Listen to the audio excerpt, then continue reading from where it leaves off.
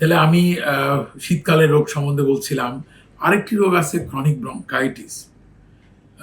আপনারা সবাই জানেন যে ক্রনিক ব্রঙ্কাইটিস ব্রঙ্কাইটিস মানে হলো inflammation of the bronchus. Bronchus মানে হলো রেসপিরেটরি প্যাসেজগুলোকে আমরা ব্রঙ্কাই বা ব্রঙ্কাস এগুলো বলে থাকি। তাহলে ওই ট্র্যাক্টে, অর্থাৎ যে ট্র্যাক দিয়ে বাতাস ঢুকে আমাদের লাংসের মধ্যে, যে রাস্তা দিয়ে, যে নালি দিয়ে ঢুকে, সেটার মধ্যে যদি ইনফ্লামেশন হয় তাহলে সেটাকে ব্রঙ্কাইটিস বলে।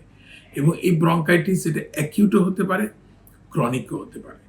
তো আমি এই অ্যাকিউট ব্রঙ্কাইটিস কথা না বলে আমি ক্রনিক ব্রঙ্কাইটিস নিয়ে একটু কথা বলতে চাই।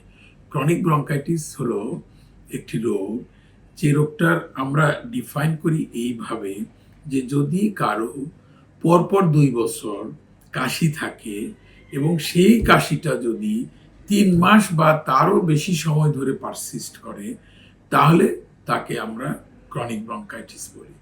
তবে এখানে একটু মাথায় রাখতে হবে যে এই ক্রনিক ব্রঙ্কাইটিস আমাদের টিবিরও হইতে পারে, মানে আমাদের টিবির সঙ্গে কনফিউজ হইতে পারে, এই জন্য টিবিটা এক্সক্লুড করতে হবে। এবং কারো যদি অ্যাজমা থাকে তাহলে অ্যাজমাটাকেও এক্সক্লুড করতে হবে। অর্থাৎ অ্যাজমা নাই সেটা প্রমাণ করার পরেই আমরা বলতে পারবো যে তার ক্রনিক ব্রঙ্কাইটিস আছে। ক্রনিক ব্রঙ্কাইটিসের একটি মানে একটি হলো যে আমি কি বলবো এটাকে, যে রিস্ক ফ্যাক্টর বা কারণ হলো স্মোকিং। স্মোকিং একটি বড় কারণ ক্রনিক ব্রঙ্কাইটিসের জন্য। দেখা গেছে যে ক্রনিক ব্রঙ্কাইটিস আছে কিন্তু স্মোকিং করে না, এরকম সংখ্যা অনেক কম, অনেক অনেক কম। তবে হ্যাঁ, মেয়েদের আজকাল কোনো কোনো বেলায় দেখা যাচ্ছে যে ক্রনিক ব্রঙ্কাইটিস হচ্ছে, কেননা সে স্মোকও করে না। ওই যে বাড়িতে লাকড়ির চুলায় রান্না করে যে ধোঁয়াটা যাচ্ছে, সেই ধোঁয়ার কারণে অনেক সময় তার রেসপিরেটরি ট্র্যাক্টটা একটু ইরিটেটেড থাকে, সেই কারণেও তার ক্রনিক ব্রঙ্কাইটিস হতে পারে। তাহলে এইটাও যেরকম ধূমপান, টোবাকোটাও তো ধূমপান, ওই একই জিনিস হলো আর কি। এই জন্য ধূমপান ছাড়া আসলে ক্রনিক ব্রঙ্কাইটিস ওই সেন্সে নাই বললেই চলে। কাজেই ধূমপান থেকে অবশ্যই বিরত থাকতে হবে আপনি যদি ক্রনিক ব্রঙ্কাইটিস থেকে ভালো হতে চান। আপনি যদি আরেকটি বিষয় হলো ক্রনিক ব্রঙ্কাইটিস এটি একটি ক্রনিক ডিজিজ এবং এটা কিন্তু প্রগ্রেস করতেই থাকে, স্লোলি প্রগ্রেস করতে থাকে। আমরা মূলত ট্রিটমেন্ট করি হলো এই প্রগ্রেশনটাকে কমিয়ে দেওয়ার জন্য। কাজেই সেই ক্ষেত্রে আপনাকে অবশ্যই ধূমপান থেকে বিরত থাকতে হবে। ধুলাবালি, ডাস্ট এগুলোতে এক্সপোজার কমায় ফেলতে হবে। কিভাবে কমাবো? ওই যে আপনি আপনার মুখটা, নাকটা একটু ঢেকে রাখবেন, আপনি মাস্ক পরবেন, তাহলে হয়ে যাবে।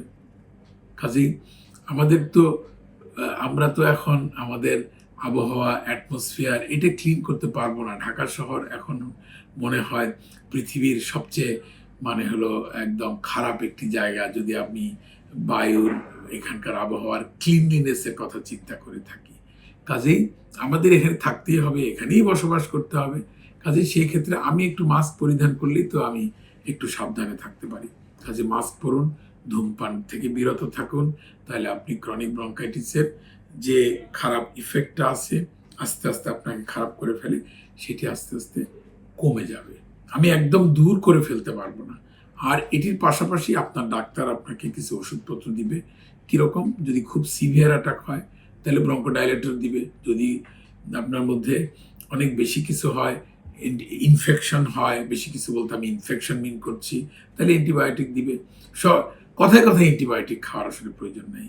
আপনি অ্যান্টিবায়োটিকের জন্য আপনার ডাক্তারের শরণাপন্ন হন, আপনার ডাক্তার আপনাকে অ্যাপ্রোপ্রিয়েট অ্যান্টিবায়োটিক দিয়ে দিবেন। তো যাই হোক, আমি এটি নিয়ে আর কথা বেশি দূর যেতে চাই না।